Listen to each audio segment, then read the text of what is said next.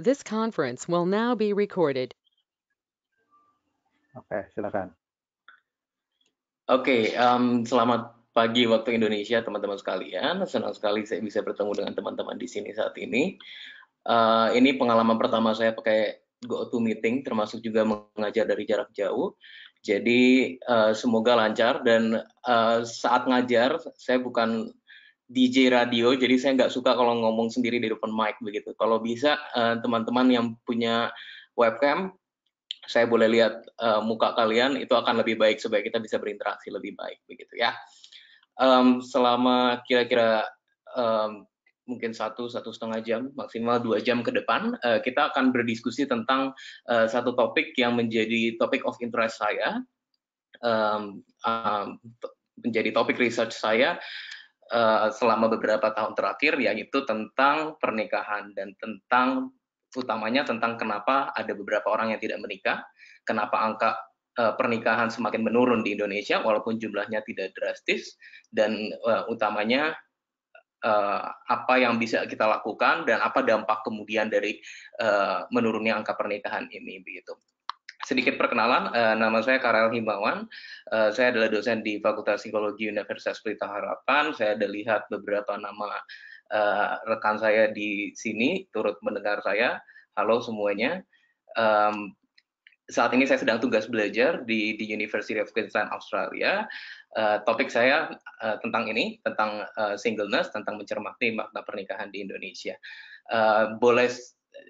Ini kelas yang jauh dari sesuatu yang sifatnya teori. Jadi artinya nggak akan banyak saya ceritakan tentang teori-teori di sini karena ini adalah topik yang sangat praktis. Jadi harapannya di kelas ini bentuknya bukan lebih ke ngajar yang saya perkenalkan teori-teori baru, tapi lebih ke gimana kita bisa diskusi sama-sama tentang satu topik ini. Jadi anytime kalian punya pemikiran, punya komentar, punya pertanyaan, feel free untuk nyalakan mic-nya atau keep the microphone on juga boleh, supaya kelas ini lebih terkesan seperti FGD, seperti diskusi dibandingkan kelas yang sifatnya satu arah begitu ya. Semua bisa dengar saya? Sejauh ini lancar? Oke, sip. Jadi apa yang akan saya sampaikan selama 1 jam ke depan, intinya adalah tentang secara spesifik yang akan saya sampaikan adalah tentang bagaimana pola penundaan pernikahan yang terjadi di dunia. Kenapa?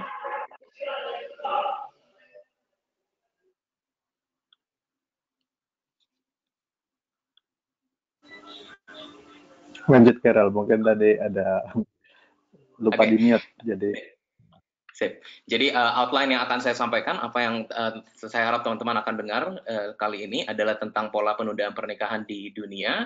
Lalu kita akan spesifik tentang bagaimana kaitannya antara lajang dan stigma.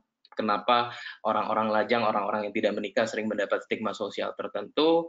Lalu kemudian apa dasarnya orang-orang diberikan stigma. Kemudian ternyata lajang juga punya tipe. Ada 4 tipe lajang menurut ilmuwan yang sudah lakukan penelitian sebelumnya. Terus bagaimana dengan konteks di Indonesia, dan terakhir saya mau singgung sedikit tentang sebenarnya stigma itu punya fungsi atau enggak begitu. Jadi dari outline yang ingin saya sampaikan di sini semua, apa yang secara garis besar apa yang ingin saya sampaikan atau apa yang saya harapkan teman-teman dapatkan dari pertemuan kali ini adalah lebih ke 2 hal ini, yaitu why dan how-nya. Terutamanya, why do more people choose to remain single? And why does singleness denote negative social status in the society? Kalau kita bicara tentang psikologi, tentu kita bicara 4 fungsi dari psikologi, yaitu mendeskripsikan fenomena, mencari sebab dari fenomena. Nah, itu semua yang diungkap di dalam aspek why ini. Tetapi tentu kita nggak berhenti di situ saja. Ada fungsi lain dari psikologi, yaitu untuk mengontrol dan mengantisipasi apa yang akan terjadi di masa depan. Nah, itulah yang akan kita bicara dalam konteks how berikutnya, yaitu second half dari presentasi saya kali ini. Tentang bagaimana caranya supaya orang-orang yang tidak menikah, mungkin karena pilihan, mungkin karena situasi, kita nggak tahu, bisa tetap memaintain dia punya well-being, dan yang dalam garis besar, dalam konteks yang lebih besar, bagaimana caranya supaya lingkungan masyarakat kita bisa di-educate, supaya dia bisa memahami apa dampak dari stigma yang diberikan, apa makna pernikahan yang sebetulnya, apa maknanya pernikahan yang dilakukan karena social compliance, bukan karena individual preference dan sebagainya, dan kemudian bagaimana itu semua bisa di-educate sehingga masyarakat kita juga boleh menjadi masyarakat yang lebih terdidik, khususnya dalam kaitannya dengan pernikahan. Kira-kira mengenai outline sejauh ini, itu yang akan saya sampaikan. Apakah ada ekspektasi dari teman-teman lain yang perlu diakomodasi? Saya assume suara saya masih terdengar jelas sampai sekarang ya. Sebelum kita mulai ke dalam materi, saya mau sedikit bermain dengan teman-teman. Kalau boleh, teman-teman yang pakai device, baik handphone, laptop, dan sebagainya, silakan masuk ke dalam link ini, join.quiziz.com, kemudian masukkan game code 924258.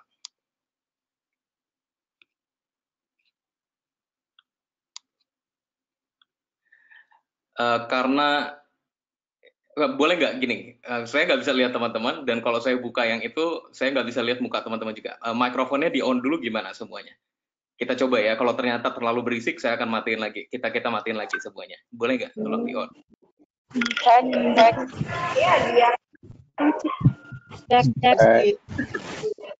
Oke, thank you. Oke.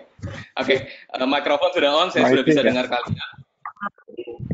Belum bangun ya.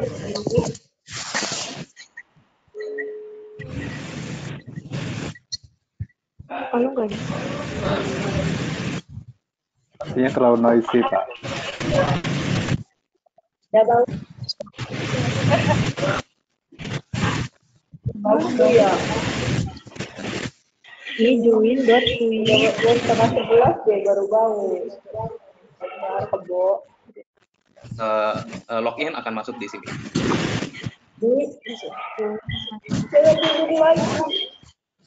Jangan tidur lagi.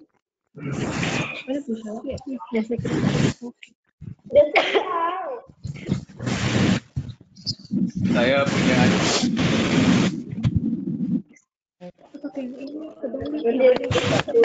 Sendiri gimana? Kalau ngomong aja mau minta pendapat.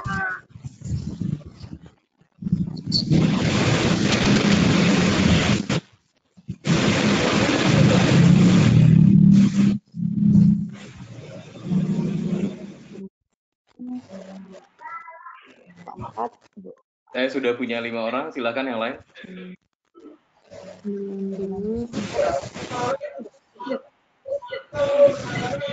Ya, 9 orang.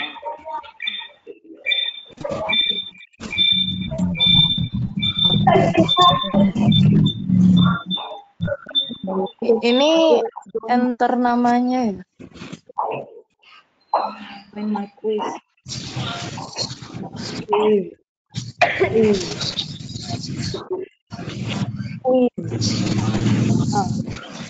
Siapa itu? Kamu mati deh nih.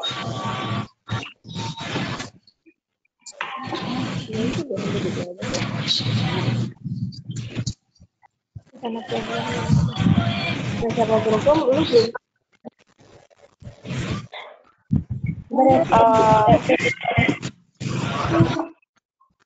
Saya masuknya kemana ya?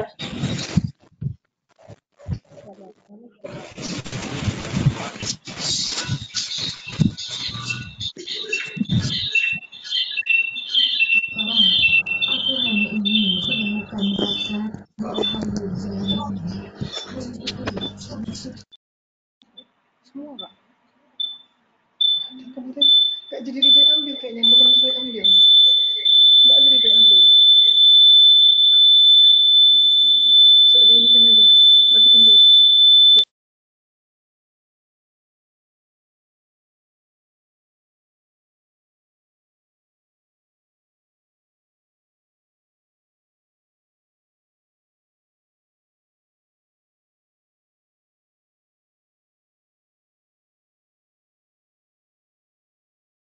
Oke, thank you buat yang sudah join. Ada 14 partisipan dari 24 attendees. Suara saya masih kedengeran? Boleh kasih tanda? Masih ya? Oke, sip. Oke, sip. Kita mulai saja. Nggak usah buang waktu terlalu lama. Saya punya 14 partisipan, yang lain mungkin bisa mengamati. Saya akan klik tombol start setelah ini. Kemudian setelah... Kalau berbahasa Oke. basi. Gimana gitu? Oke. Ternyata menimbulkan chaos ketika mic semua dibuka. Saya boleh minta teman-teman matiin dulu mic-nya semuanya. Sorry ya, ini benar-benar pengalaman pertama saya.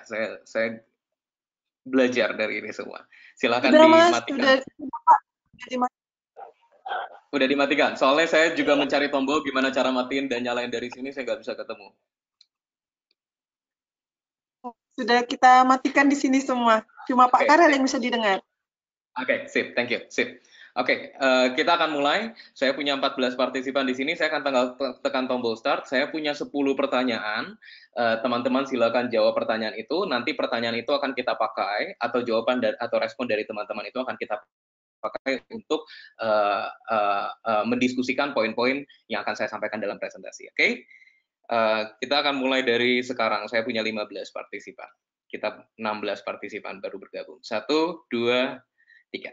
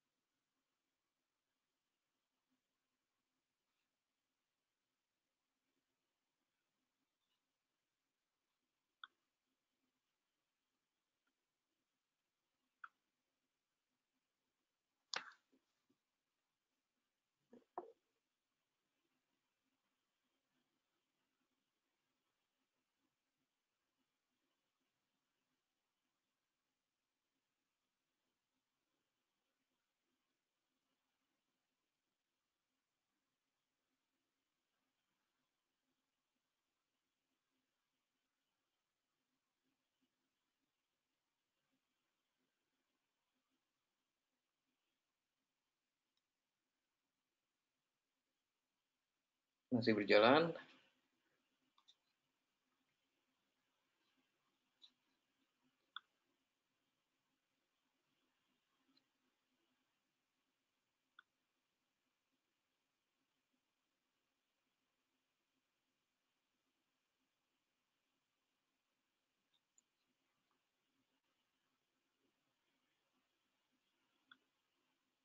Oke, sepertinya sudah banyak yang selesai.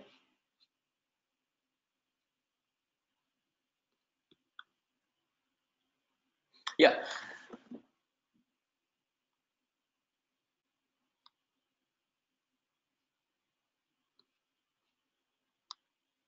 Oke, thank you buat partisipasinya.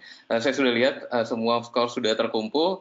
Kita punya 3 ranking tertinggi ternyata. Esther Pasaribu, Syafira, dan Sandra yang menjawab paling banyak dengan benar. Jadi pertanyaan-pertanyaan tadi itu ada beberapa di antaranya yang ada benar salah, ada beberapa lainnya yang sebetulnya lebih ke mengkoleksi sikap kalian tentang pernikahan dan sebagainya.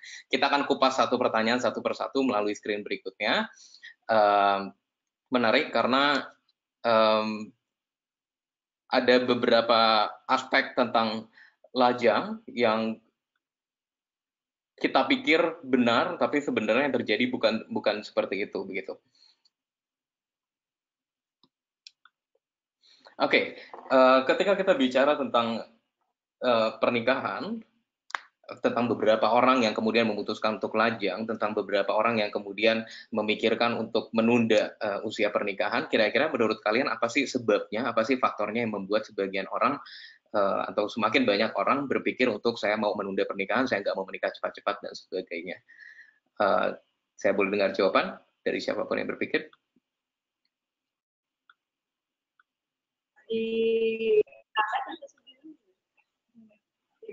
Ada yang jawab? Ini aku bawa pakai dong.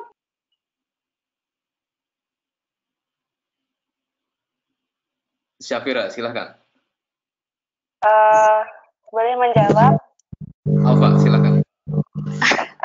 Kalau menurut saya, kenapa orang itu memilih lajang? Mungkin karena prioritas hidupnya itu mungkin bukan ke arah untuk menjalin suatu hubungan. Bisa jadi karena karir ataupun pilihan-pilihan lain di luar relasi itu sendiri. Seperti itu, menurut saya. Oke, karena menikah bukan prioritas hidupnya ya, ada pilihan-pilihan lain yang kamu tadi sebut, diantaranya adalah karir. Syafira mau menambahkan? Halo, selamat pagi. Perkenalkan, nama Halo. saya Safira dari UNES. Menurut saya, kenapa orang-orang itu memilih lajang? Mungkin ada sebagian besar dalam diri internalnya dia kayak berupa kayak ketakutan ketika dia nantinya akan menikah, dia merasa hidupnya nanti bakalan dikekang atau dia memiliki ekspektasi yang tinggi, ternyata ketika dia mau nikah dia tidak bisa mewujudkan ekspektasi itu, jadi dia memilih untuk tidak menikah kayak gitu. Atau mungkin dia punya apa ya, punya sesuatu yang memang dituju gitu loh, dan pernikahan itu bukan tujuan utamanya seperti yang tadi Alfa bilang seperti itu. Oke, baik. Menarik, karena saya sudah koleksi beberapa tema antara karir, kemudian ada pernikahan sebagai pilihan hidup atau sebagai tujuan hidup, dan kemudian pernikahan itu bukan lagi menjadi tujuan hidup gitu. Betul, itu alasan yang terkupas dari studi yang saya lakukan tentang kenapa beberapa orang memutuskan untuk tidak menikah. Tapi kalau dibalik pertanyaannya tentu akan menjadi lebih menarik. Ketika kita tahu, atau teman-teman yang di bidang psikologi tentu sangat tahu apa fungsinya pernikahan, dan ketika kita tahu pernikahan punya fungsi, lalu pertanyaannya adalah kenapa beberapa orang seolah-olah seperti ignorant terhadap fungsi pernikahan itu. Dari studi literatur yang sudah saya lakukan, ada saya koleksi beberapa jawaban tentang apa sih tujuannya atau alasannya mengapa seseorang menikah. Mulai dari pernikahan itu dianggap dapat memberikan jawaban untuk memenuhi kebutuhan manusia untuk berelasi dengan orang lain. Kita tahu manusia adalah makhluk sosial, dan berelasi adalah salah satu aspek yang sangat penting untuk well-being seseorang. Jadi menikah itu dianggap dapat memenuhi kebutuhan itu dalam konteks yang intimate. Artinya bukan hanya kebutuhan untuk berelasi dengan orang asing, tapi juga berelasi dengan seseorang yang dapat dipercaya dalam konteks yang sifatnya long term. Nah, pernikahan juga katanya bisa memberikan permanent attachment, bisa membuat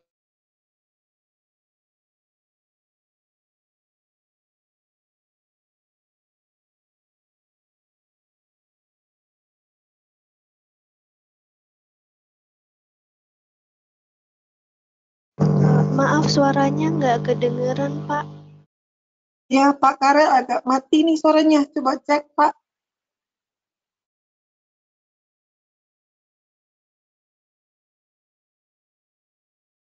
Untuk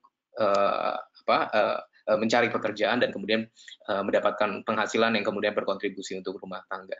Dan yang lebih besar lagi, sebetulnya pernikahan secara sosiologis, secara antropologis juga dilihat bermanfaat untuk kesejahteraan dalam konteks sosial, dalam konteks masyarakat, dalam konteks negara. Sustainability suatu negara sangat ditentukan dari jumlah orang yang ada. Dan kalau kita bicara tentang jumlah orang yang dilahirkan, pasti kita bicara tentang pernikahan.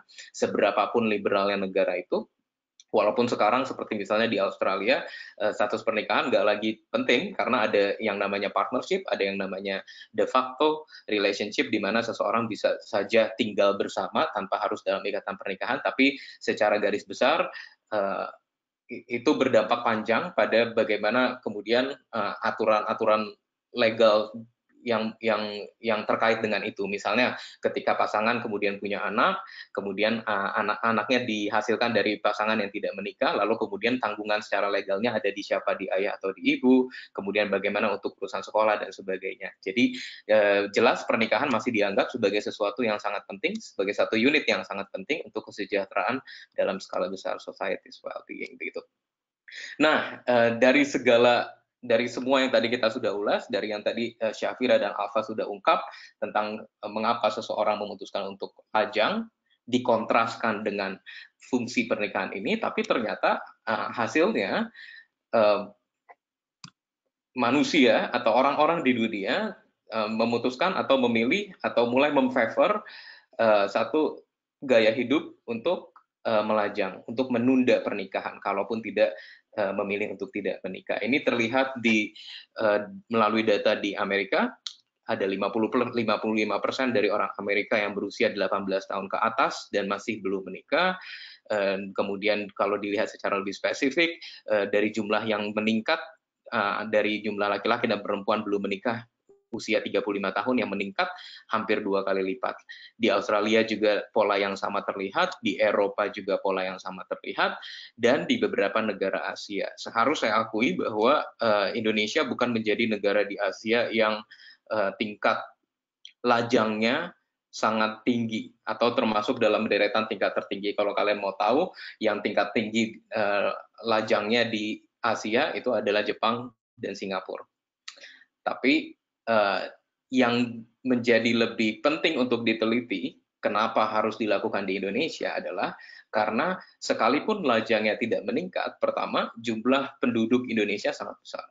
Sehingga kalau sekarang ada 7,18% individu berusia 30 sampai 39 tahun yang belum menikah, menurut sensus terakhir 2010, itu berarti ada lebih dari 2 juta orang di Indonesia yang belum menikah.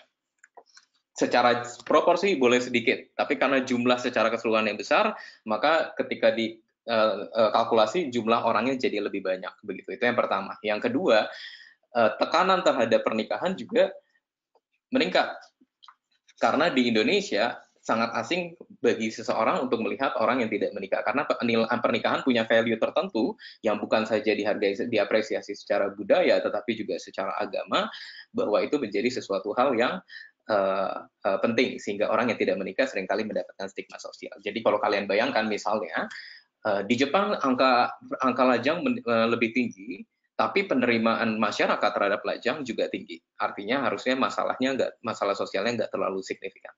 Di Indonesia, angka lajangnya tidak terlalu tinggi secara persentase, tetapi secara jumlah menjadi tinggi, tetapi juga ditambah lagi dengan sikap masyarakat terhadap lajang yang cenderung negatif dan merendahkan. Nah, ini menjadi satu masalah psikologis yang perlu mendapat perhatian.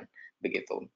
Secara spesifik, data menunjukkan bahwa jumlah individu yang belum menikah berusia 30 sampai 35 tahun, utamanya perempuan yang belum menikah usia 30 sampai 35 tahun meningkat 300%.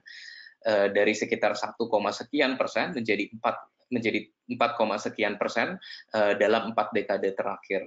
Begitu.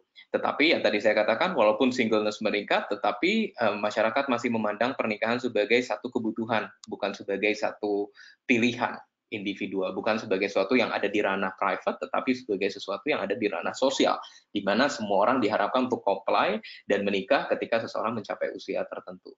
Nah, ini membuat orang-orang yang lajang kemudian menjadi termarginalized. Mungkin terkesan terlalu ekstrim, kayaknya saya nggak merasa sampai sebegitunya. teman-teman yang hidup di daerah perkotaan, di Jakarta dan sekitarnya, di kota-kota besar, mungkin nggak terlalu merasakan itu. Tapi teman-teman yang hidup di desa, di daerah-daerah yang lebih remote, di mana nilai-nilai budaya masih lebih kental, itu lebih dirasakan begitu. Kemudian di samping itu, faktor agama juga menjadi satu identitas sosial yang penting. Ini bisa berdampak pada dua hal. Pertama, pada semakin menguatnya stigma sosial bagi orang yang belum menikah. Kedua, bagi individu yang belum menikah sendiri, ketika dia beragama dan dia merasa, dia menganggap ada ajaran agamanya yang mengajarkan kepada dia bahwa dia seharusnya menikah, tetapi dia tidak bisa menikah, bukan karena tidak mau menikah, itu bisa menjadi satu tekanan psikologis sendiri yang akhirnya bisa menjadi stresor. Dan yang terakhir adalah cohabitation, itu bukan sesuatu yang bisa diterima di dalam masyarakat, baik secara legal maupun secara sosial. Tentu teman-teman sudah sangat familiar dengan nilai ini, bagaimana persepsi masyarakat kita bagi orang-orang yang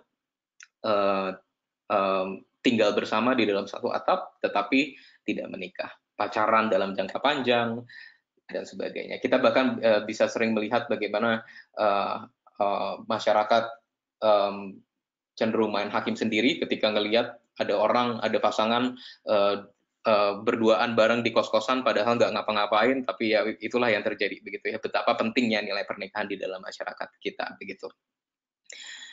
Itu yang terjadi. Ada satu istilah yang disebut dengan singlism.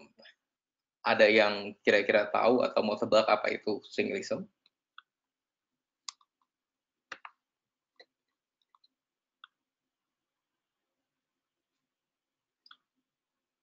Nggak tahu. Jadi singlism adalah satu istilah yang dikemukakan oleh satu ilmuwan yang bernama Bella De Paulo. Dia bisa dikatakan pakar dari penelitian tentang singleness di dalam konteks dunia. Dia dari Amerika Serikat.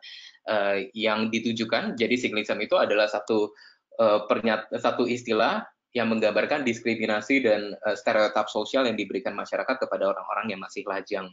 Lajangnya bukan melulu karena lajang soal legal, tapi juga lebih kepada lajang secara sosial. Apa bedanya lajang secara legal dan sosial?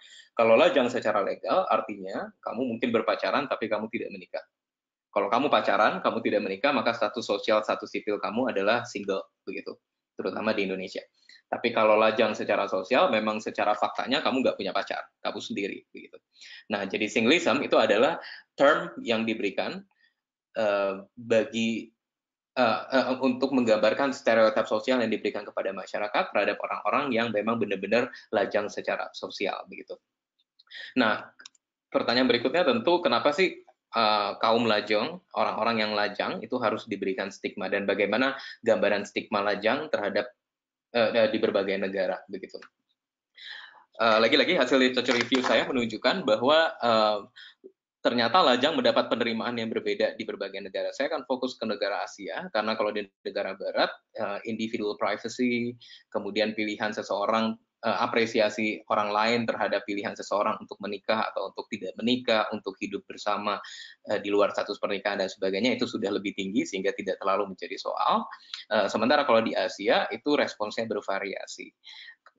Seperti yang saya katakan tadi, di Jepang, misalnya, walaupun jumlah lajang sudah sangat tinggi dan penerimaan masyarakat terhadap lajang sudah lebih tinggi, tetap ada stigma sosial yang diberikan kepada orang-orang yang lajang.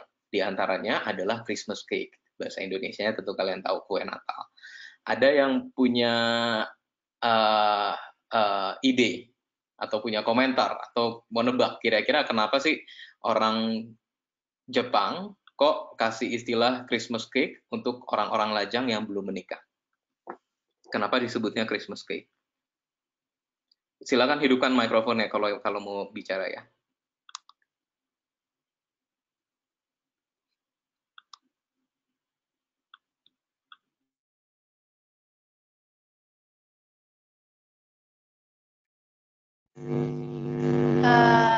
Mungkin nggak sih Pak, mereka yang lajang dijuluki. Halo Pak.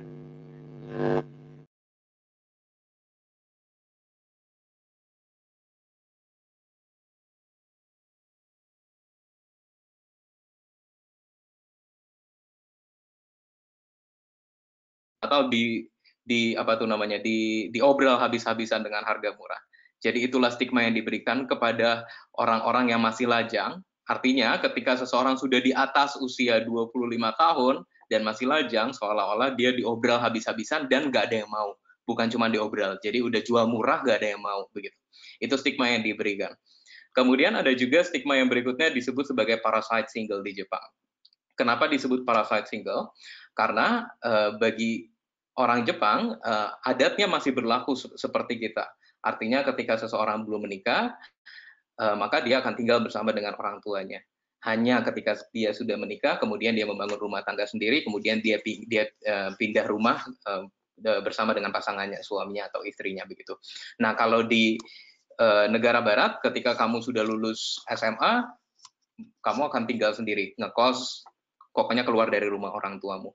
Itu tidak terjadi di Jepang dan juga mungkin di negara kita, maka ketika seseorang masih lajang, usia 30-40 tahun dan dia tinggal bersama dengan orang tuanya, dia disebut sebagai parasit terhadap orang tuanya.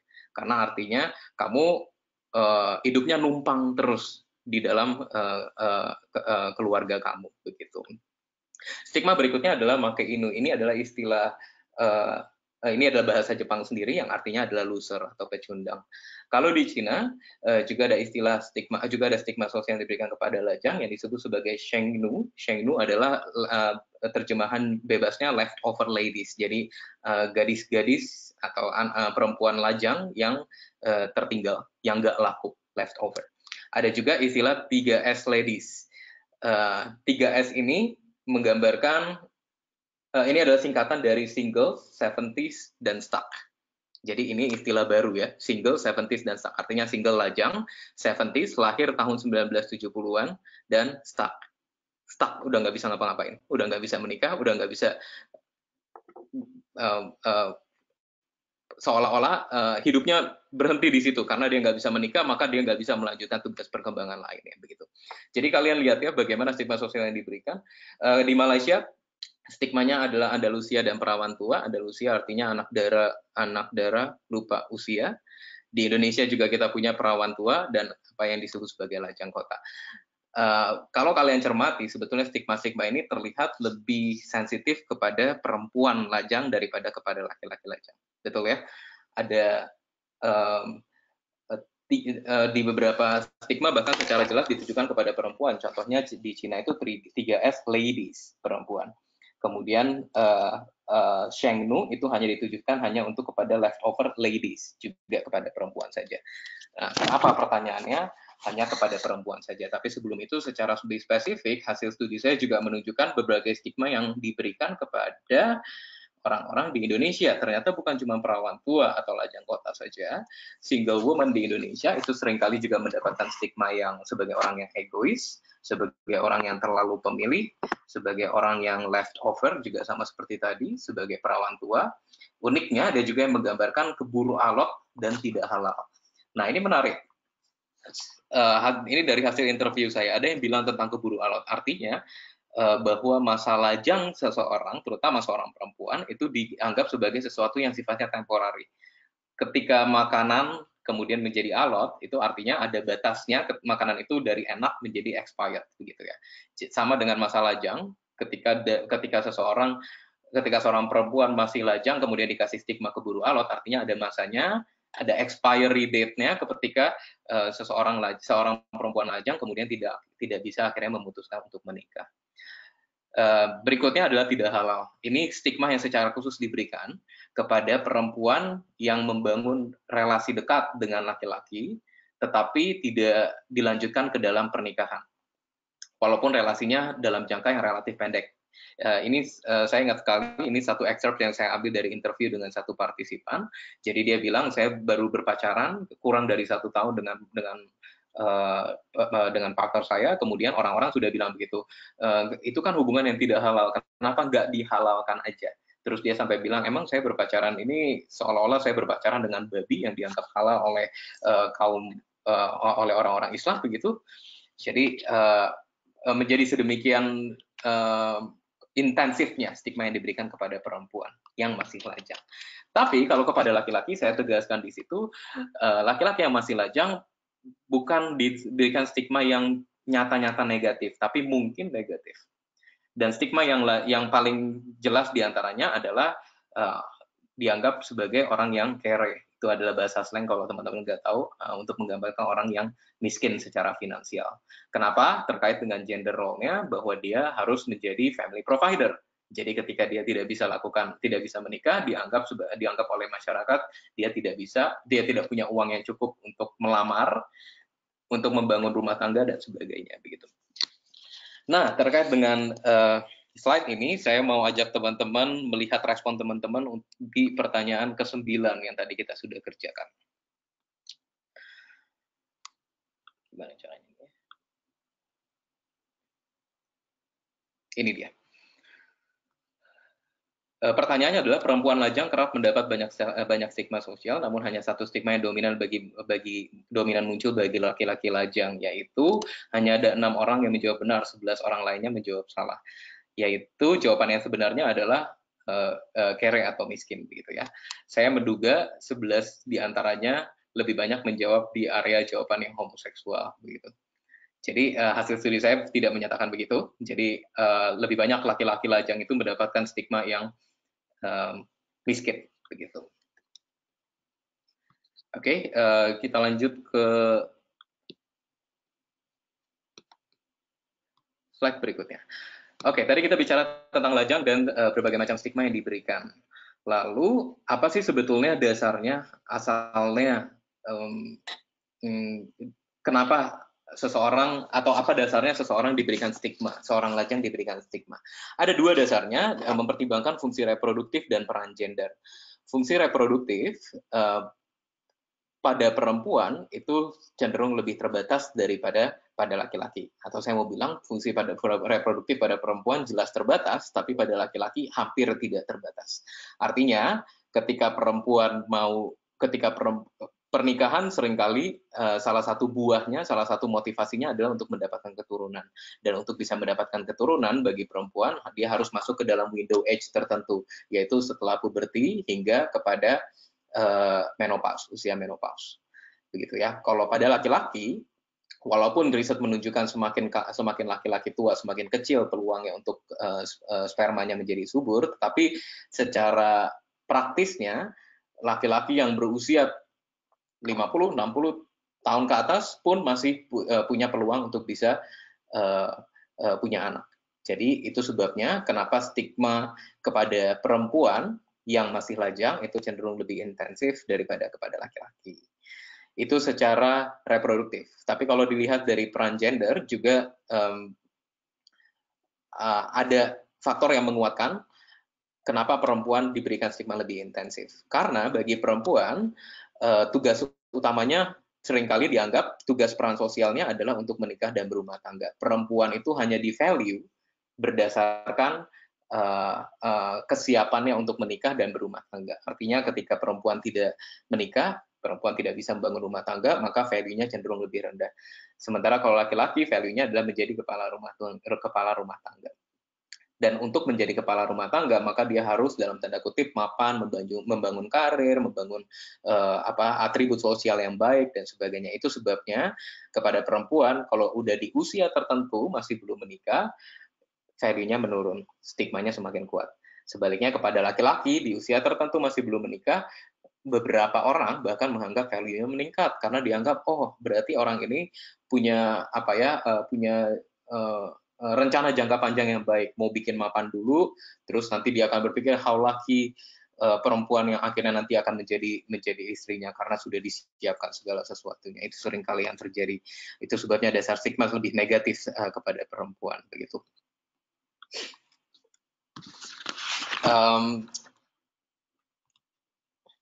Itu juga terkait dengan pertanyaan nomor 4 yang dari teman-teman sudah jawab. Kalau saya boleh tunjukkan.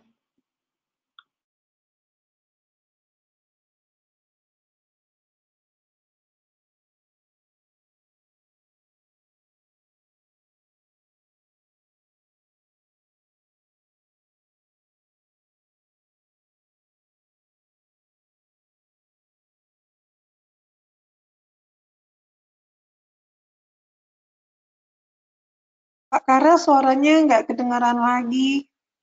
Boleh dicek? orang, bagaimana persepsi terhadap lajang itu berkorelasi dengan usia, atau bagaimana hubungan antara persepsi dengan lajang dan usia. Dan kalau kita lihat di sini, trennya membentuk U-curve yang terbalik, artinya N gitu ya, kurva N begitu. Semakin meningkat usia sampai kepada batas tertentu, jadi mulai dari usia 26 tahun sudah mulai terasa stigmanya, kemudian terus meningkat kira-kira sampai usia 30-32, memuncak di usia 36-37, kemudian setelah itu kurvanya cenderung menurun ketika seseorang sudah berusia 42 tahun ke atas, 42 tahun berikutnya gitu ya. Nah, kenapa sih kira-kira stigmanya menurun, bukannya meningkat seiring dengan bertambahnya usia? Ada dua asumsi yang bisa menjelaskan ini. Yang pertama adalah social antipathy assumption, yang kedua adalah habituation assumption. Menurut social antipathy assumption, kenapa kemudian stigma seseorang menurun terhadap perempuan yang berusia seiring dengan bertambahnya usia, itu disebabkan karena masyarakat sudah mulai berpikir, atau orang-orang sudah mulai berpikir, peluang dia untuk menikah dan peluang dia untuk tetap untuk fungsi reproduktifnya tetap masih fertil semakin sedikit anyway. Jadi nggak perlu untuk saya tekan lebih dalam lagi. Artinya gini, nggak usah bikin dia stres, karena peluang dia untuk menikah juga semakin sedikit. Lebih baik kita fokus kepada yang lain, atau tinggalkan begitu saja. Itu menurut social antipathy theory. Nah, kalau menurut habituation assumption, agensinya bukan ada di masyarakat, tapi ada di si aktor itu sendiri, di si lajang itu sendiri. Jadi dia menurut habituation assumption, kenapa sih lajang semakin bertambah usia, persepsinya atau stigmanya menjadi semakin sedikit, khususnya setelah menginjak usia 30-35 tahun ke atas, itu karena dia sudah mulai terbiasa. Saya sudah terbiasa dengan challenge associated with singleness. Saya sudah mulai terbiasa dengan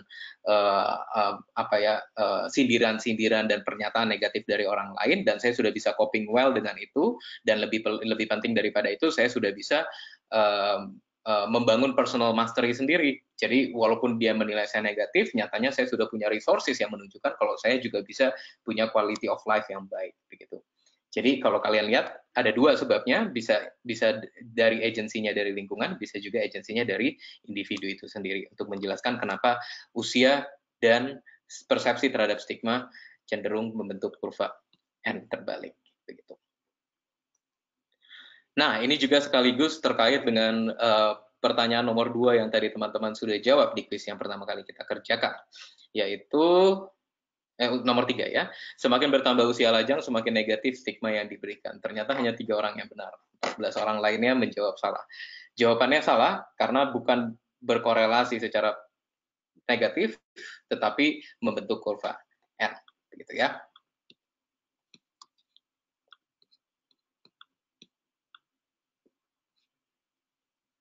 Oke, berikutnya. Pertanyaan yang penting berikutnya adalah kapan sih seorang lajang kemudian distigmatisasi karena status lajangnya, begitu. Tapi sebelum saya masuk ke sini, saya sudah mulai merasa seperti saya ngomong sendirian dan saya nggak nyaman. Kira-kira ada yang mau kasih komentar atau ada yang mau bertanya nggak sejauh ini?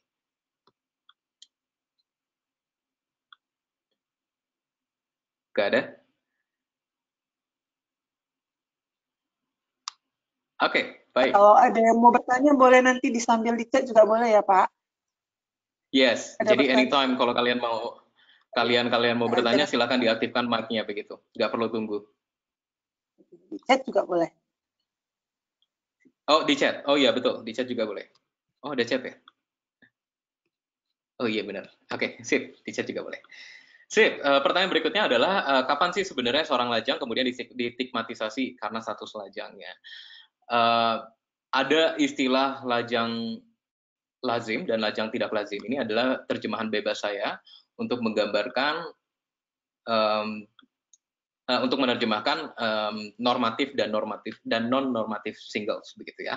Ada 4 perspektif yang kita bisa acu untuk melihat kapan sih seseorang yang tadinya, kita semua lahir sebagai manusia lajang, begitu ya. Tapi nggak semua orang yang lajang, apalagi di usianya masih kecil, kemudian mendapat stigma, begitu. Nah, pertanyaannya adalah kapan kemudian seseorang yang lajang dianggap tidak lazim sehingga dia mendapat stigma sosial, begitu. Kalau menurut perspektif hukum, kita tahu Undang-Undang di nomor 1 tahun 1974 di Indonesia tentang pernikahan mengungkapkan bahwa perkawinan atau pernikahan itu harus terjadi ketika individu berusia 21 tahun ke atas. Artinya kalau dia berusia di bawah 21 tahun, memungkinkan untuk terjadi secara undang-undang, tetapi harus atas izin dari kedua orang tuanya. Begitu. Dan hanya boleh terjadi kalau laki-laki berusia 19 tahun dan perempuan berusia 16 tahun. Artinya dengan kata lain saya bilang gini, idealnya hukum di Indonesia mengatur seseorang boleh menikah asal usianya di atas 21 tahun. Tapi dalam kondisi tertentu boleh deh menikah di bawah 21 tahun, yaitu 19 tahun untuk laki-laki, 16 tahun untuk perempuan atas izin dari orang tuanya. Tentu perspektif ini perspektif yang menurut saya ceroboh untuk mengatakan kalau begitu berarti di atas 21 tahun maka orang-orang dianggap lajang tidak lazim begitu. Karena kalian mungkin usianya sudah di atas itu atau mungkin mendekati itu tapi mungkin belum merasa bahwa status lajang kalian membuat kalian berbeda daripada kebanyakan orang gitu ya. Atau membuat kalian mulai merasa oh saya beda, saya risih karena status lajang kalian gitu. Oleh karenanya ada perspektif lain yang berusaha untuk lebih spesifik membuat cut off point kapan seseorang dianggap lazim dan tidak lazim untuk melajang, yaitu perspektif perkembangan psikososial. Tentu kalian sangat familiar dengan teori perkembangan psikososial Erik Erikson yang mengatakan ada tahap perkembangan intimacy versus isolation yang mulai dialami ketika seseorang berusia roughly 13 tahun ke atas sampai dengan masuk ke 18 tahun ke atas sampai dengan masuk ke 40 tahun, yaitu young adulthood begitu ya. Di situ adalah tahap membangun intimacy versus isolation. Lagi-lagi cut off-nya adalah 18 tahun yang kelihatannya masih terlalu ceroboh untuk membuat seseorang lazim dikatakan lazim atau tidak lazim menjadi lajang. Maka perspektif ketiga yaitu perspektif sosiodemografis. Di Eropa ada satu peneliti namanya Kaiser Simpson pernah mengumpulkan data sensus dari semua orang yang menikah dan tidak menikah, atau gini, mengumpulkan data sensus usia seseorang masuk pernikahan yang pertama kalinya. Kemudian dari situ dia analisa, kemudian membuat satu grafik, kemudian dilihat plus minus standar deviasinya. Kalau masih ingat pertemuan dengan Bu Selvi kemarin tentang standar deviasi, statistik dan sebagainya, maka ditemukan cut off point 36,2 tahun sebagai batas ketika seseorang lajang tidak lagi menjadi lazim. Artinya kalau di bawah 36 tahun kamu lajang dan kamu boleh nggak apa-apa lajang karena kamu normatif, karena sebagian besar dari orang-orang seusia kamu juga masih lajang. Tapi di atas 36 tahun tidak. Lagi-lagi itu data yang kurang valid untuk diaplikasikan di Indonesia. Karena ini perspektif sosiodemografis. Demografisnya jelas berbeda di Indonesia dan di luar sana. Di mana kalau di luar sana menikah di usia tua masih dianggap wajar. Saya sering kali dengar banget perempuan-perempuan yang saya wawancara usia 40-50 tahun kanan, 50 tahunan yang sebenarnya ingin menikah tapi tidak bisa menikah, kemudian akhirnya berusaha untuk mencari peluang cari cowok bule. Karena kalau buat orang bule justru 30 tahun atau di bawah 30 tahun menikah itu terlalu muda. Dan seringkali pernikahan seringkali dipisahkan dengan usia. Kamu menikah ya karena ketika kamu mau menikah. Tapi kalau di Indonesia biasanya pernikahan sangat erat kaitannya dengan usia. Kamu umur berapa kok belum menikah? Bukannya kamu sudah mau atau belum mau untuk menikah, begitu ya. Nah, perspektif yang berikutnya perspektif yang ketiga sosiodemografis, ini perspektif yang mungkin lebih relevan. Tapi sayangnya di Indonesia belum ada yang melakukan itu dan ketika saya mau lakukan pun tidak bisa karena kita tidak punya cukup data untuk melihat simulate mean at marriage. Jadi berapa rata-rata usia individu memutuskan untuk menikah. Itu belum ada datanya atau at least saya belum bisa menemukan datanya. Saya sudah search ke BPS dan belum bisa temukan itu begitu. Tapi data BPS juga menyajikan bahwa biasanya perempuan mulai menikah di usia lebih banyak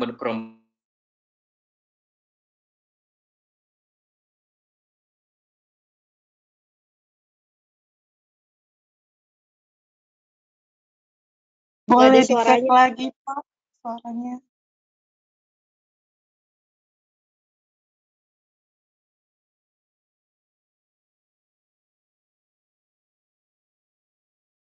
Pak Karel, maaf. Halo, Pak Karel. Suaranya nggak terlalu kedengeran. cepat karena Sepertinya ada yang kurang apa ya, kurang kenceng gitu kayaknya. Beberapa kali tadi agak gitu. goyang. Ya. Sekarang kedengaran? Oke, sekarang sudah. Oke, bisa thank you. diulang sedikit. Oke, thank you. Saya ulang yang tentang perspektif sosiodemografis ya. Jadi di Indonesia data BPS sudah menunjukkan kalau laki-laki dianggap lazim untuk menikah itu di usia 27 tahun, sementara kalau perempuan 23 tahun. Tapi sekali lagi ini sangat kurang relevan karena kontur negara kita yang gap antara kehidupan pedesaan dan kehidupan perkotaan yang cukup jauh. Bagi orang-orang di desa, perempuan usia 23 tahun ketika tugas pendidikannya hanya sampai kepada sekolah SD mungkin, maka terlalu lama tuh rentangnya dari sejak SD sampai kemudian menjadi ibu rumah tangga. Sementara kalau bagi perempuan yang sudah hidup di perkotaan usia 23 tahun, kalian umur berapa sih by the way? Mungkin 20, 21 begitu kali ya? 21 ya kan? Jadi kalau 23 tahun mungkin terlalu muda, jangan-jangan skripsi juga belum selesai atau skripsi baru selesai tapi masih cari kerjaan gitu kan. Jadi masih terlalu jauh, masih terlalu muda untuk kemudian memikirkan pernikahan begitu. Nah, perspektif yang terakhir itu adalah kesepakatan konsensus. Jadi, para scholars di bidang ini kemudian berpikir, oke, daripada susah-susah, kita pikir umur berapa yang sifatnya sangat cultural spesifik, antar negara, antar budaya, dan sebagainya. Gimana kalau kita tetapkan satu usia, di mana lajang itu sudah di berbagai culture, sudah dianggap meresahkan, dalam tanda kutip, di masyarakat. Itu adalah usia 30 tahun. Itu sebabnya tadi stigma terhadap lajang di Cina 3S dan kemudian stigma-stigma lain itu didasarkan pada individu yang berusia lajang dan berusia 30 tahun ke atas. Jadi ketika kita bicara lajang non normatif, kalau kalian lihat kepada literature, maka itu biasanya mengacu kepada lajang pertama perempuan dan kedua berusia 30 tahun ke atas. Karena perempuan lajang dianggap sebagai victim di dalam segala tata sosial dan kemasyarakatan yang ada, begitu. Oke, kita masuk ke bagian berikutnya tentang 4 tipe lajang. Ini harusnya literature review terakhir, dasar teori terakhir sebelum kita masuk ke yang lebih praktis tentang bagaimana lajang di Indonesia, begitu ya. Sjoftak pada tahun 1987 itu pernah membuat satu kategorisasi tentang pengelompokan tentang orang-orang yang tidak menikah, begitu ya. Dia lihat berdasarkan 2 dimensi, yaitu yang pertama motif. Kalau kalian lihat garis horizontal, voluntary atau involuntary. Jadi motifnya by choice. Kalau voluntary artinya saya memang mau melajang karena saya mau. Kalau involuntary artinya saya sebenarnya mau menikah, tapi ada faktor-faktor tertentu yang akhirnya memaksa saya menjadi lajang. Begitu. Kemudian dimensi berikutnya adalah stable dan temporary. Stable itu artinya saya memutuskan untuk melajang seumur hidup saya. Temporary artinya saya memutuskan untuk melajang tapi hanya sementara waktu. Begitu. Nah dari 2 spektrum itu kemudian dibentuklah 4 kelompok lajang. Yang pertama adalah ambivalent.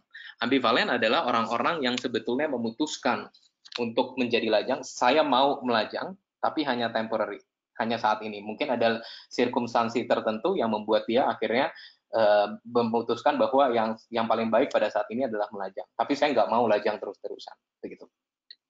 Kemudian kategori kedua adalah resolve, juga adalah orang-orang yang voluntary, tetapi dalam jangka panjang. Saya mau melajang, tapi saya mau melajang seumur hidup, karena saya memang menikmati kesendirian saya. Saya nggak mau menikah, dan saya nggak suka menikah. Begitu. Ada juga orang-orang yang dalam kategori wishful. Wishful itu artinya, saya sebetulnya nggak mau lajang, saya sebenarnya mau menikah, tapi saya belum bisa menemukan pasangan pada saat ini. Jadi wishful itu adalah orang-orang yang lajang, yang involuntarily single, tapi temporary. Dan yang di kategori terakhir, regretful. Artinya saya sebenarnya maunya nikah, tapi apa daya, menikah nggak memungkinkan, dan mungkin mempertimbangkan usia dan situasi lainnya, kelihatannya saya memang nggak mungkin bisa menikah lagi. Gitu. Kalau ditanya mau, tapi kemudian kelihatannya nggak bisa lagi. Dari 4 kategori tipe lajang ini, menurut kalian kira-kira mayoritas lajang di Indonesia masuk ke kategori yang mana?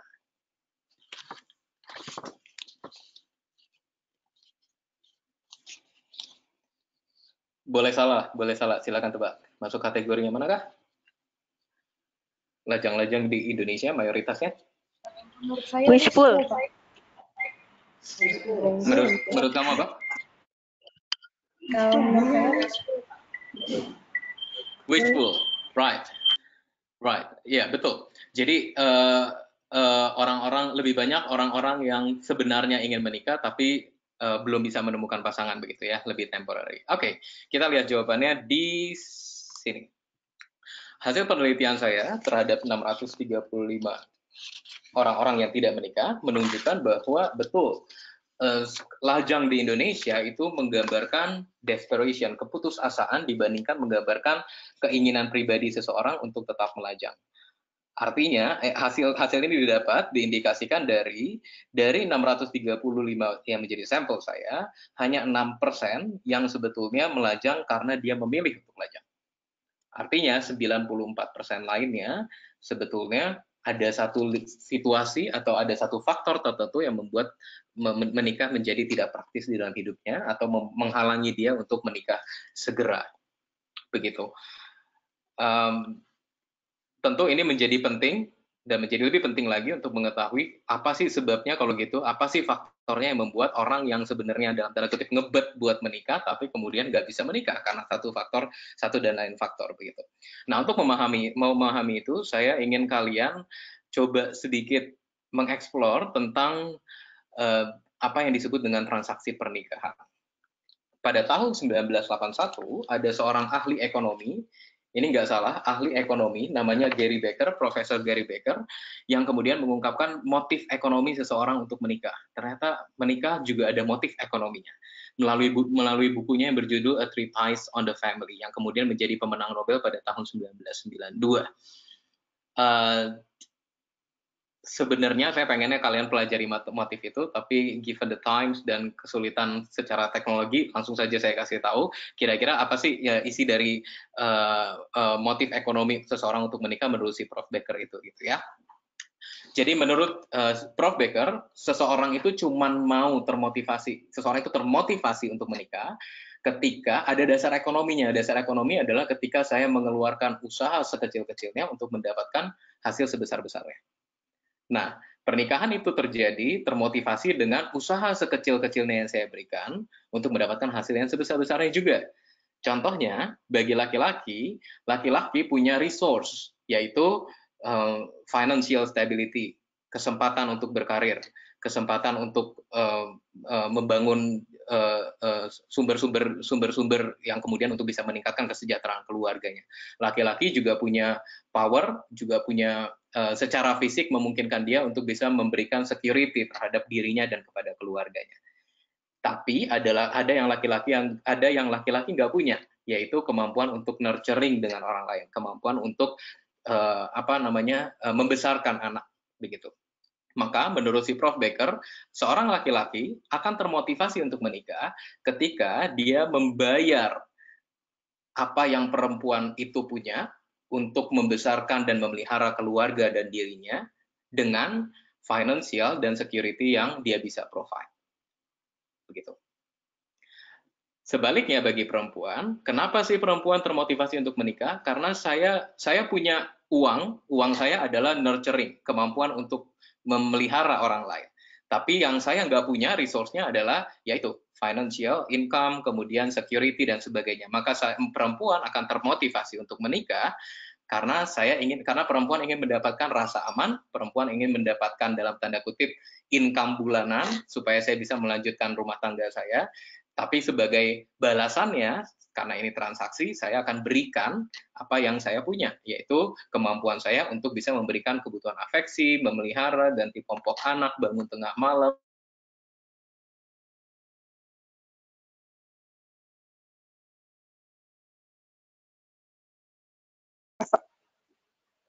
Nggak kedengaran lagi, Pak.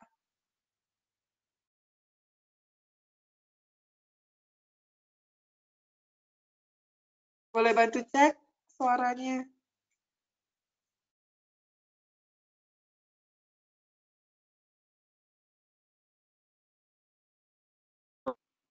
Halo Pak Karel. Iya, Halo. Ah, iya Mbak Rida. kenapa ya suka hilang-hilang ya? Atau ada yang kurang kencang? Wah, nggak tahu ya. Saya nggak pakai mic sih. Ini mic-nya dari sini sebetulnya. Jadi Apa jaringan? jadi teori. Oke, jadi Oke, tadi ini kedengeran oke, nggak ini yang saya oke. jelaskan? Tadi agak sekitar semenit nggak ada. 5 menit. Oh gitu. Oke. Oke, saya lanjut. Jadi intinya yang saya mau kalian coba pikirkan adalah bagaimana teori tadi, teori si Becker tentang transaksi pernikahan bisa menjelaskan kelangkaan pernikahan di Indonesia.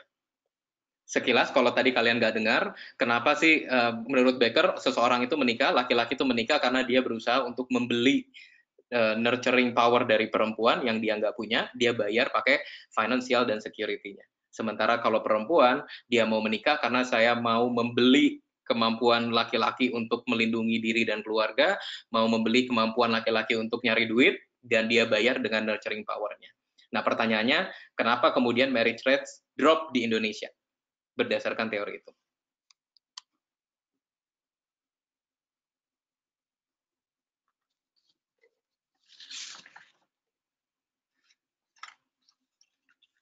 Ada yang terpikir?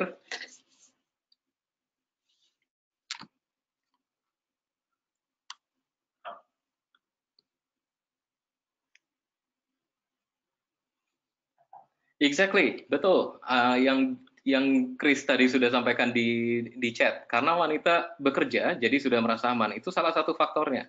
Jadi apa yang menjelaskan langkahnya pernikahan dan meningkatnya singleness di Indonesia, itu faktor-faktornya diantaranya adalah karena kesetaraan gender dalam bidang pendidikan dan industri, salah satu faktornya. Semakin banyak perempuan masuk ke dalam industri, semakin banyak perempuan masuk ke dalam pendidikan tinggi, akhirnya dia merasa saya nggak perlu lagi beli dari laki-laki financial ability itu, karena saya bisa gain dengan kemampuan saya sendiri.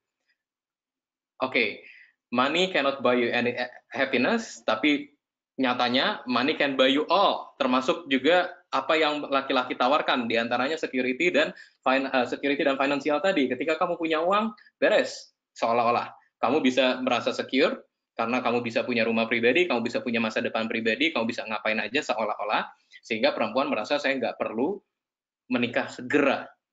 Atau saya bisa meningkatkan standar saya untuk mencari suami yang sesuai dengan dalam tanda kutip pilihan saya, begitu. Jadi dengan semakin besarnya proporsi perempuan yang masuk ke dalam pendidikan dan industri, itu sebetulnya juga diiringi dengan semakin langkanya angka pernikahan. Yang lebih parahnya sebetulnya ketika perempuan sudah masuk ke dalam industri, saya akan jelaskan nanti terkait dengan hypergamy marriage ya. Faktor kedua adalah dalam kaitan dengan urbanisasi. Kenapa sih proporsi lajang harus meningkat? Karena semakin banyak orang-orang yang kemudian, karena modernisasi membuat semakin banyak masyarakat desa masuk ke perkotaan untuk bekerja, dan ketika dia masuk ke perkotaan, value budayanya akan menjadi berbaur dengan nilai-nilai yang sifatnya global, di mana pernikahan secara global itu nilai sakralnya sudah mulai berkurang, nilai tradisionalnya sudah mulai berkurang. Nyatanya kamu bisa, ini juga berkaitan dengan poin yang ketiga, nyatanya kamu juga bisa hidup, toh kamu juga bisa having sex, kamu juga bisa punya anak tanpa harus menikah, begitu. Maka ketika value-value itu mulai berkurang, pernikahan menjadi semakin dianggap tidak urgent, begitu, tidak penting untuk dilakukan. Faktor berikutnya adalah karena ketakutan untuk melahirkan dan membesarkan anak. Ada yang namanya tokofobia. Tokofobia adalah fobia seseorang untuk punya anak. Nah, ini jelas dialami oleh perempuan karena imaginary fear dia tentang sakitnya punya anak. Dia just cannot accept ada satu makhluk hidup yang keluar dari tubuhnya, begitu ya, sehingga akhirnya membuat dia merasa trauma untuk punya anak dan nggak mau punya anak, begitu. Faktor berikutnya adalah ketakutan dihantui seumur hidup. Ini sangat erat kaitannya dengan nilai-nilai budaya yang ada di dalam negara kita, di mana orang-orang sekitar kita, terutama yang masih dengan budaya-budaya yang sangat kental, dengan yang konservatif, itu cenderung sifatnya kepo. sebelum menikah ditanya kapan menikah, setelah menikah ditanya kapan punya anak, setelah punya anak ditanya kapan punya anak berikutnya, sampai punya anak laki-laki dan perempuan ditanya kapan punya cucu dan sebagainya. Jadi banyak orang berpikir, oke, lebih baik saya lajang kalau saya memang nggak mau menikah, karena daripada saya ikutin satu, kemudian berbuntut ke yang berikutnya, lebih baik saya putusin dari awal. Udah, saya memang nggak menikah, begitu. Kemudian faktor yang berikutnya adalah jelas karena memiliki orientasi homoseksual, dan homoseksualitas di Indonesia atau pernikahan sesama jenis di Indonesia belum diakui secara hukum, dan kelihatannya tidak akan diakui secara hukum. Begitu ya. Jadi kalau kita balik lagi ke pertanyaan di Q7, beri pertanyaan yang ke-7. Bentar, saya tunjukkan. Tentang keengganan. Nah, tentang keengganan perempuan untuk hanya berperan sebagai ibu rumah tangga menjadi alasan meningkatnya jumlah lajang di Indonesia. Betul, mayoritas dari teman-teman menjawab benar, karena memang benar. Karena perempuan dengan kesempatan yang begitu besar untuk dia bisa berpendidikan tinggi, untuk bisa bekerja dan sebagainya, akhirnya membuat dia berpikir bahwa saya nggak mau hanya dinilai sebagai ibu rumah tangga saja. Ibu rumah tangga tidak buruk, tapi saya nggak mau masyarakat saya hanya menilai saya, hanya mendefine saya berdasarkan peran ibu rumah tangga, bukan berdasarkan siapa saya yang sebenarnya. Itu yang terjadi. Oke. Ini secara spesifik tentang mengapa seseorang lajang. Secara garis besar tadi saya sudah jelaskan, karena bagi perempuan karir itu dianggap sebagai sesuatu yang lebih penting daripada pernikahan, karena dia sudah masuk ke dalam tingkat pendidikan yang lebih tinggi. Tentu ekspektasinya adalah dia berharap supaya dia bisa bekerja, supaya dia bisa berkarir, bukan hanya menjadi ibu rumah tangga. Sementara bagi laki-laki, karir itu dianggap sebagai satu botol loncatan untuk menikah. Karena saya adalah family provider, maka sebelum saya bisa menikah, sebelum saya bisa menikah, maka saya harus bisa meyakinkan diri saya bahwa saya bisa provide in terms of financial kepada keluarga saya, begitu. Tetapi di balik segala perbedaan antara laki-laki dan perempuan ini, rupanya baik laki-laki dan perempuan itu setuju bahwa model pernikahan yang dianggap baik adalah model pernikahan yang disebut sebagai pernikahan hypergamy. Buat kalian yang belum pernah dengar, apa sih itu pernikahan hypergamy? Pernikahan hypergamy adalah pernikahan yang dianggap ideal ketika terjadi antara laki-laki yang status ekonomi sosialnya lebih tinggi daripada perempuan. Jadi menurut orang Indonesia, rata-rata lajang di Indonesia rata-rata sepakat bahwa kalau saya mau menikah, saya mau buat laki-laki, saya mau punya istri yang status ekonomi sosialnya lebih rendah daripada saya. Buat istri, saya mau punya suami yang lebih tinggi status sosioekonomiknya daripada saya, begitu. Nah, ketika perempuan mau untuk hanya berperan sebagai full-time mother, kita tahu jadi ibu rumah tangga nggak perlu tingkat pendidikan tinggi, nggak perlu karir yang tinggi. Yang perlu dilakukan hanya lakukan household responsibility. Maka hypergamy marriage akan lebih mudah. Kenapa? Karena laki-laki akan lebih mudah untuk menemukan perempuan dengan status sosial dan status ekonomi yang lebih rendah, begitu. Tapi ketika perempuan kemudian masuk ke dalam karir, kemudian karir itu membutuhkan tingkat pendidikan dan tingkat pendidikan yang tinggi, dan kemudian akhirnya berdampak pada tingkat sosial ekonomi yang tinggi, maka perempuan juga punya ekspektasi untuk bisa punya pasangan yang tingkatnya lebih tinggi daripada dia. Nah, ini yang akhirnya menjelaskan semakin sulitnya tingkat pernikahan terjadi, karena perempuan berusaha untuk mencari yang lebih tinggi, sementara hasil penelitian menunjukkan bahwa jenjang karir pada perempuan itu cenderung lebih meningkat, sementara pada laki-laki cenderung stabil. Kalian bisa bayangkan, udah peluangnya lebih besar pada perempuan, terus perempuan mau carinya, saya pakai bahasa sederhana ya, perempuan mau carinya cowok yang lebih kaya, tapi dia sendiri membangun jenjang karir sehingga penghasilannya semakin meningkat, sementara tren menunjukkan bahwa karir perempuan lebih mungkin untuk meningkat dibandingkan karir laki-laki, maka betapa sulit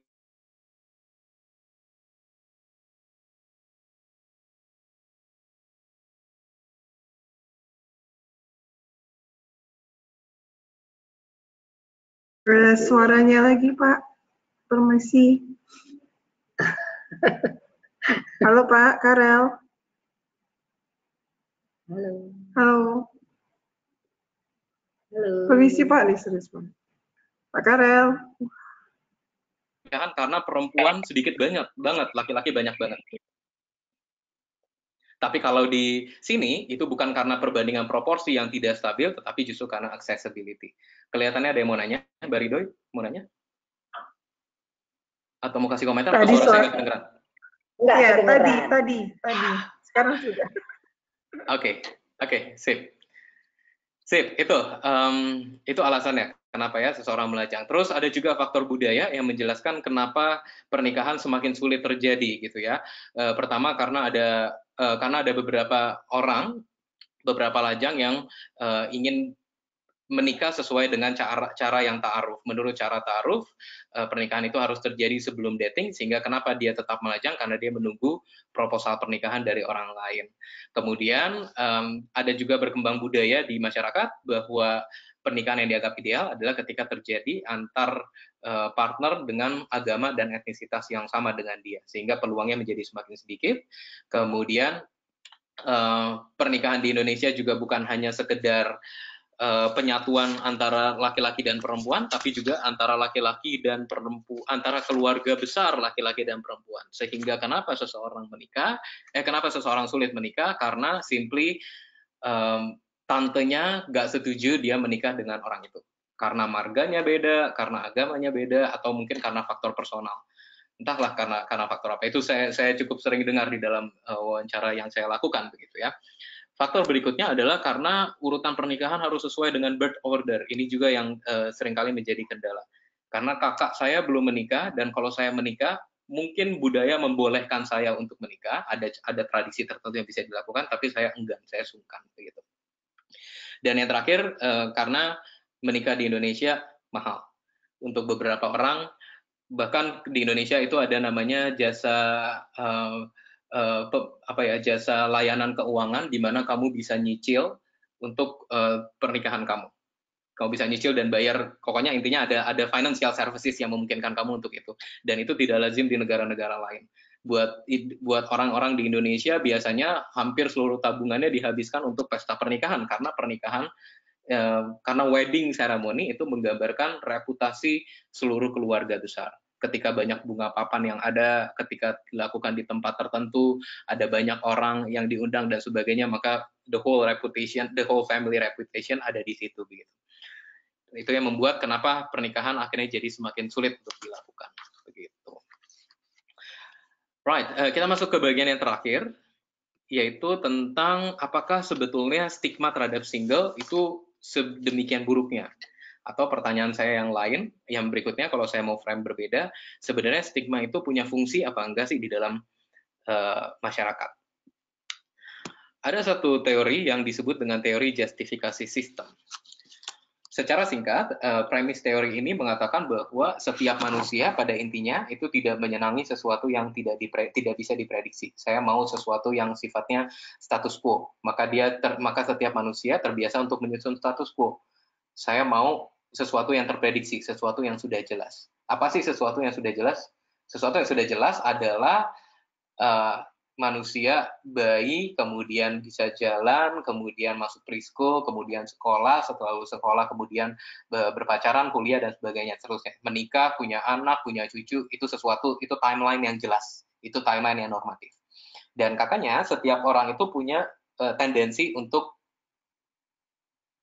mengarahkan perilakunya untuk mencapai status quo itu. Nah, kecenderungan kita untuk menghindari sesuatu yang tidak jelas, sesuatu yang acak, sesuatu yang tidak dapat dikontrol, itulah yang akhirnya membuat orang-orang yang lajang itu dianggap sebagai kaum yang termarginalisasi, kaum yang berbeda, karena dia keluar dari status quo. Itulah sebabnya dia mendapatkan stigma. Dan menurut teori ini, stigma sosial itu sebetulnya punya dampak positif. Karena dengan dia di stigma, dia jadi aware kalau dia sebetulnya menyimpang, dalam tanda kutip, secara sosial. Sehingga akhirnya dia sadar atas kepenyimpangannya, kemudian dia berusaha untuk berbalik. Atau itu secara individual. Kalau secara garis besar atau secara komunitas, supaya kelompok orang-orang lajang artinya semakin bisa jadi tetap terkontrol. Supaya nggak banyak orang yang akhirnya dalam tanda kutip termotivasi untuk menjadi lajang. Karena kita tahu semakin banyak orang yang lajang, semakin sedikit keturunan, maka semakin berdampak negatif terhadap sustainability suatu negara, pembangunan suatu negara. Jadi menurut teori justifikasi sistem, itulah fungsi positif dari stigma. Paling enggak untuk bisa mengkondisikan supaya dalam satu masyarakat semuanya mengarah kepada status quo yang sama. Gitu.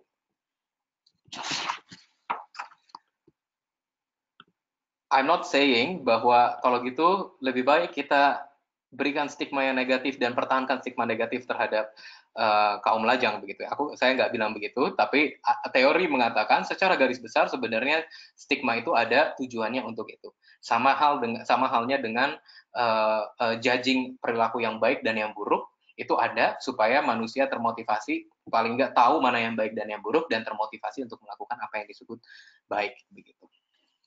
Jadi kesimpulannya, peningkatan jumlah lajang di Indonesia itu sesungguhnya merefleksikan betapa sulitnya menikah bagi sebagian orang di Indonesia, terutama karena pergeseran peran gender dan karena persepsi budaya tentang pernikahan. Dan walaupun memiliki fungsi adaptif, stigma sosial terhadap pernikahan jelas perlu dikontrol supaya pernikahan bisa dilakukan bukan hanya karena tekanan budaya, tetapi karena pilihan sukarelanya. Begitu. Iya, saya pikir itu semua materi yang sudah saya sampaikan. Sebelum saya mau masuk ke satu diskusi saja, mungkin kita masih punya 20 menit. Sebelum saya masuk ke satu diskusi, kira-kira ada yang mau ditanyakan atau mau didiskusikan nggak? Silakan.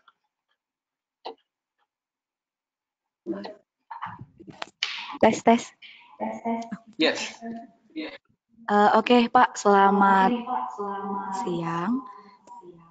Nama saya Enda, saya dari USU. Halo Enda. Jadi saya ingin bertanya, Pak. Iya, Pak. Jadi saya ingin bertanya, Pak, dengan stigma yang ada, yang kita bahas tadi, menurut saya stigma-stigma itu cukup negatif untuk kita hidup bermasyarakat. Nah, bagaimana cara kita menimbulkan sikap yang positif terhadap diri kita sebagai seseorang yang melajang dengan adanya stigma negatif seperti itu. Mengingat kayak yang kita bahas tadi, di Indonesia ini semua orang kepo seperti yang Bapak jelaskan tadi. Jadi gimana sih Pak cara kita untuk menimbulkan sikap positif, kemudian menimbulkan sikap yang well-being gitu untuk menjalani setiap hari-hari kita sebagai seorang yang melajang begitu Pak. Terima kasih. Oke, thank you. Ini pertanyaannya jadi lebih terkesan ini ya, individual ya. Artinya apa ya? Subjektif begitu ya. Gimana caranya untuk itu? Tentu setiap orang punya cara dan punya mekanismenya sendiri-sendiri. Tapi ya ini juga terkait dengan studi saya. Yang saya lakukan sekilas mengenai studi yang saya lakukan. Tadi saya katakan bukan cuma why, tapi juga how. Apa yang saya lakukan adalah bahwa setiap orang betul punya kebutuhan untuk berrelasi dengan orang lain dalam konteks yang intim, dalam konteks yang long term begitu ya. Dan pernikahan yang ideal dianggap dapat menjadi jawaban untuk itu. Maka itu menjadi pertanyaan gimana caranya orang-orang yang lajang begitu. Jadi saya asumsikan pertanyaan tadi buat orang-orang yang melajang gimana caranya supaya saya bisa punya well-being. Kalau ditarik dari teori itu caranya adalah kalian perlu punya apa yang disebut punya attachment figure di mana kalian bisa memenuhi need to belong kalian, di mana kalian bisa memenuhi kebutuhan kalian untuk berelasi. Nah, pertanyaan berikutnya, kebutuhan yang berelasi bisa didapat dari siapa kalau begitu? Saya punya dua hipotesa dari studi saya. Yang pertama, kebutuhan berelasi bisa didapat dari relasi dengan orang lain, secara umum bisa dengan keluarga, dengan orang tua, dengan teman-teman, dan sebagainya. Yang kedua adalah dengan relasi spiritual. Ini juga penting karena agama adalah satu faktor yang sangat penting di Indonesia, menjadi faktor yang sangat penting di Indonesia begitu. Dan hasil studi saya menunjukkan relasi yang positif dengan Tuhan, yang berfokus kepada hubungan interpersonal, kualitas hubungan interpersonal, bukan interpersonal ya, tapi kualitas hubungan supranatural dengan Tuhan, dan bukan berfokus kepada ajaran agama di mana kamu harusnya wajib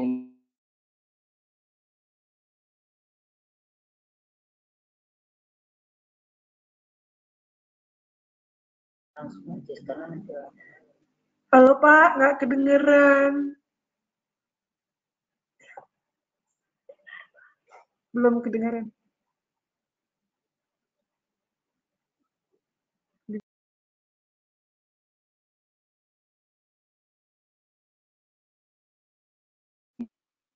Kedengeran? Kedengeran. Oke. Oke. Jadi itu saya ulang sedikit hasil studinya, faktornya adalah membangun relasi dengan Tuhan dan membangun relasi dengan orang lain. Dan hasil studinya membangun relasi dengan Tuhan yang berfokus kepada kualitas hubungan dengan Tuhan, bukan kepada nilai-nilai agamanya, itu bisa membuat seorang lajang terpenuhi well-being-nya. Yang kedua adalah ketika dia bisa membangun relasi yang baik juga dengan orang lain. Nah, secara spesifik, dari data partisipan saya, relasi yang baik itu adalah relasi ketika bisa dibangun dengan orang-orang yang pertama juga belum menikah, kedua orang-orang yang berada di orang-orang yang mempunyai iman keagamaan yang sama dengan kalian. Jadi dua figur ini adalah dua figur yang penting menurut hasil studi saya bagi seorang lajang supaya dia bisa cope dengan challenges yang berkaitan dengan singleness-nya begitu. Tentu pertanyaan berikutnya, emang nggak ada cara lain? Pasti ada cara lain. Tapi saya mau bicara soal dalam kaitannya dengan studi, begitu ya. Artinya saya mau bicara berdasarkan hasil studi. Nah, hasil studi saya skupnya seperti itu. Faktor-faktor lain mungkin bisa menjadi inspirasi untuk penelitian kalian berikutnya. Karena studi tentang lajang di Indonesia jelas masih sangat sedikit, begitu. Apalagi dalam skala besar. Saya mau cek suara saya masih kedengeran. Boleh kasih tanda? Oke, sip. Saya mau jawab pertanyaan dari chat kalau begitu ya. Selamat siang Pak, ini saya Khadijah dari USU. Ini saya ingin bertanya apa yang terjadi ketika istri memiliki power yang lebih tinggi baik secara ekonomik dan sosial daripada suaminya. Jika hal tersebut terjadi, apakah seperti apa relasi suami istri? Oke, ini sedikit out of topic tapi menarik.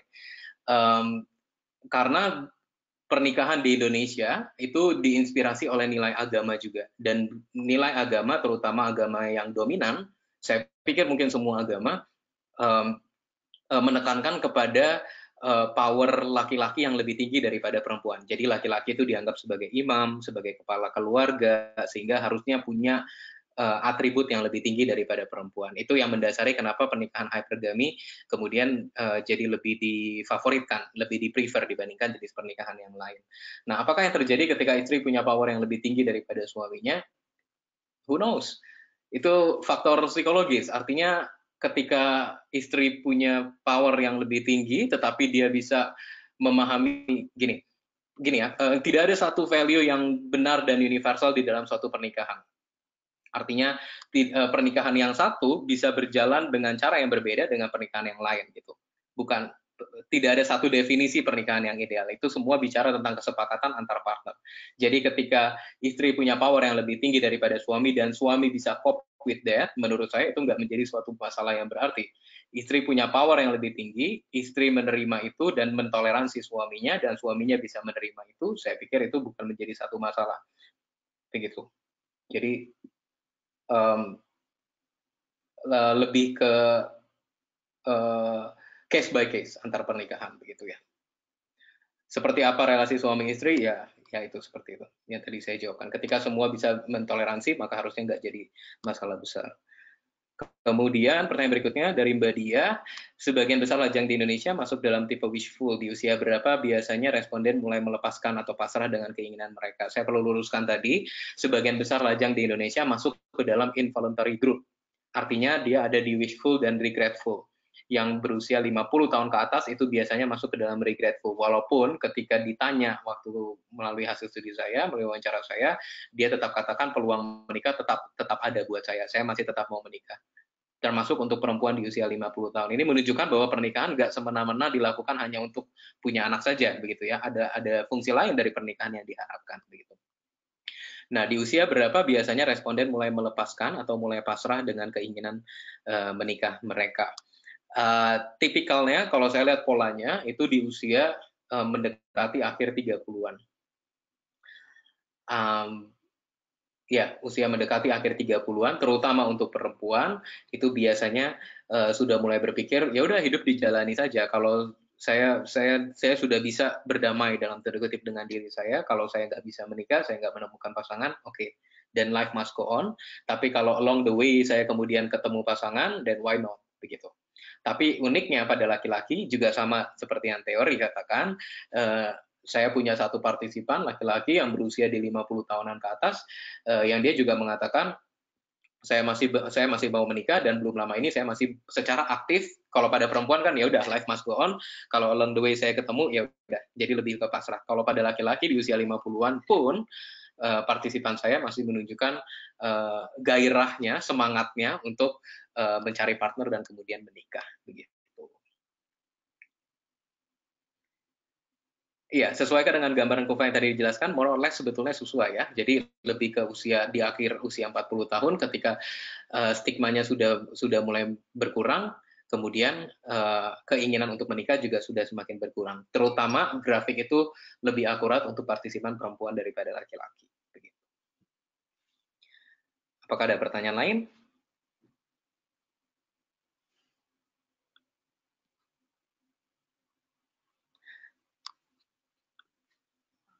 Ada pertanyaan chat dari Cassandra. Pak Karel, singleness ini juga berkaitan dengan sebagian orang yang memilih tidak menikah karena faktor keagamaan tertentu. Misalnya memilih hidup membiara. Mereka masuk dalam kategori single yang mana? Ini menarik. Betul, saya notice tentang isu ini. Ada beberapa orang yang misalnya di agama Buddha atau agama Katolik yang berpikir saya tidak menikah karena panggilan hidup saya atau karena tugas keagamaan, mungkin bukan tugas ya, lebih ke karena calling saya adalah memang untuk tidak menikah begitu. Yang menjadi sampel saya termasuk yang beragama Buddha maupun yang beragama Katolik itu semuanya mengatakan bahwa saya tidak mau dikategorikan di dalam kategori hidup membiara itu. Jadi saya bukan yang itu. Dan uniknya saya sempat mengatakan juga kalau begitu ketika kamu mungkin tidak bisa untuk menikah dan tidak merasa menikah itu visible, bisa nggak kamu masuk di dalam kelompok itu? Dia tetap bilang nggak bisa karena itu adalah calling yang memang dari dasar seseorang, dari awal seseorang untuk memilih bahwa tidak menikah. Nggak bisa saya memutuskan tidak menikah dan bilang karena calling, sementara sebetulnya karena saya tidak berhasil menemukan pasangan untuk menikah. Dapat poinnya? Jadi nggak bisa saya bilang saya mau menikah karena saya nggak bisa saya bilang saya ini calling saya adalah untuk tidak menikah. Sementara yang terjadi sebenarnya saya tidak menikah karena saya tidak berhasil untuk menikah begitu. Jadi data partisipan saya menunjukkan bahwa mereka tidak masuk di dalam kelompok itu dan mereka memisahkan diri untuk berasumsi demikian begitu. Apakah ada yang punya komentar, pendapat lain? Pak. Yes. Saya Khadijah, saya ingin bertanya Pak.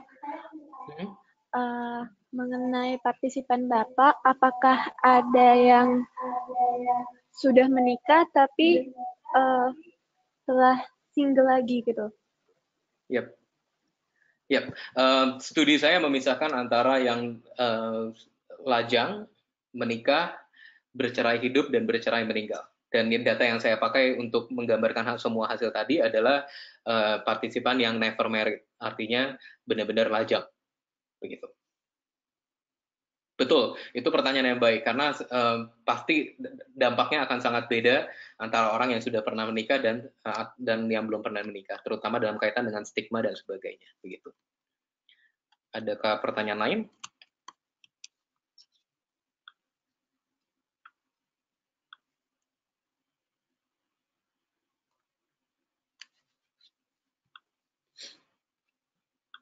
Nggak ada?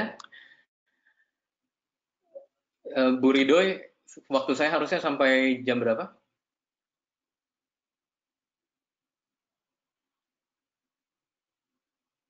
Sebenarnya sudah habis, tapi kalau ada yang mau bertanya silahkan. Oke. Tadinya saya anticipate. Ada yang mau disampaikan itu di diskusi tadi mungkin ada yang mau disampaikan? Iya, tadinya saya anticipate beberapa poin diskusi kalau kita. Ada pertanyaan yang di teks barangkali, Mas Karel?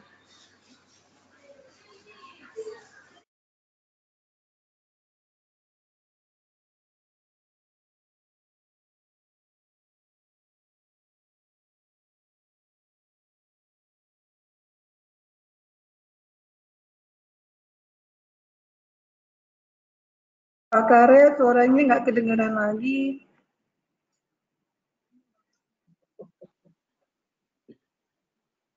Oke, kalau gitu teman-teman, terima kasih banyak untuk waktunya, untuk berdiskusi di sini. Saya senang bisa dapat masukan juga dari teman-teman.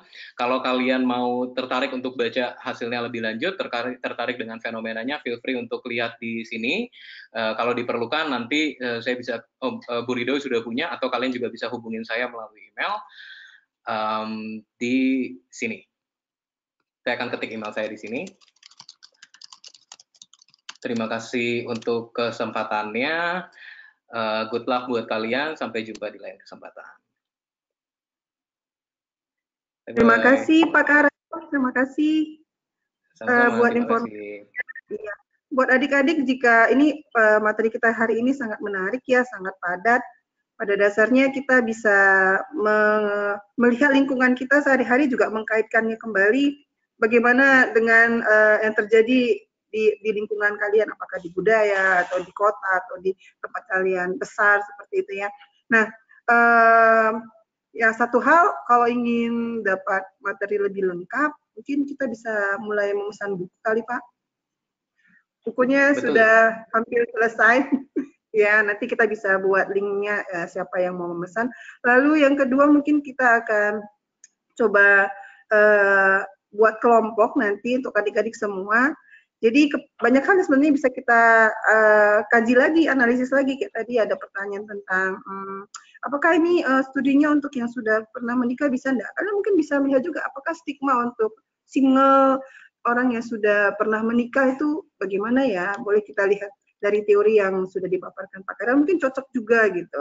Jadi kita bisa lihat hal-hal, banyak hal gitu. Atau mungkin tentang budaya. Di budaya kita sangat tinggi sekali stigmanya, sangat jelek sekali, tapi ternyata ada upaya-upaya dari keluarga ataupun lingkungan yang membuat mereka menjadi bisa survive, apakah paling enggak kemudian meninggalkan status singlenya dan seterusnya. Nah, itu juga menjadi kajian yang menarik untuk bisa kita lihat kembali di lingkungan kita. Mungkin itu sih, betul, Pak.